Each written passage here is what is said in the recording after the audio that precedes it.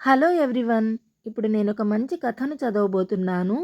కథ పేరు సత్యమేవ జయతే. ఒక ఊరిలో ఒక ఆవు ఉండేది.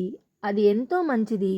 తోటి పశువులతో ఎన్నడూ గొడవ పడకుండా యజమాని మాట వింటూ మంచి జంతువుగా జీవించేది. ఒకరోజు అడవిలో అది ఒంటరిగా మేత మేస్తుండగా ఒక పులి చూచి దానిపై దూకడానికి సిద్ధమైనది.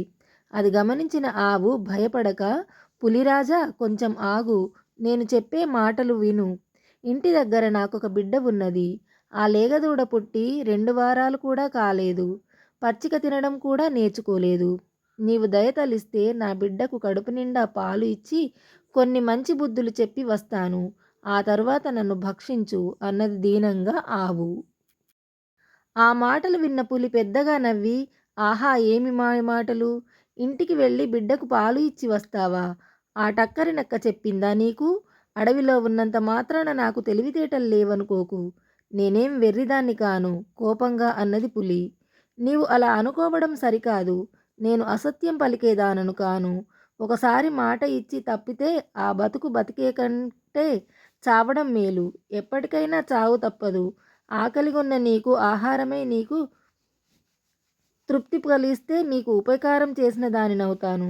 ఒక్కసారిగా నా బిడ్డను చూసి దాని ఆకలి తీర్చి రావాలని నా ఆశ అన్నది ఆవు. పులి కొంతసేపు ఆలోచించి ఊరిలో నివసించే ఈ జంతువులలో నీతి ఎంతుందో తెలుసుకుందామని సరే అన్నది. ఆవు ఇంటికి పోయి దూడకు కడుపు నిండా పాలిచ్చి కోడెదూడ శరీరాన్ని ప్రేమతో నాకుతూ, నాయనా, బుద్ధిమంతుడిగా మంచితనంతో జీవించు.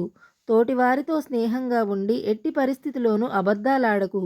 మంచి ప్రవర్తనతో పేరు తెచ్చుకో అని బిడ్డకు మంచి బుద్ధులు చెప్పి ఆవు అడవిలోకి వెళ్ళి పులి ఎదురుగా నిలబడింది. ఆవుని చూసిన పులి ఆశ్చర్యం కలిగింది. తన ప్రాణాల కంటే ఇచ్చిన మాట ముఖ్యం అనుకున్న ఈ ఆవు ఎంత గొప్పది!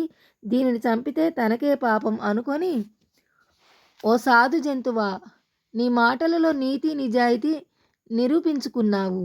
నాకు చాలా సంతోషంగా ఉంది. నీవు నీ పిల్ల ఆనందంగా జీవించండి అని ఆవును వదిలేసింది పులి.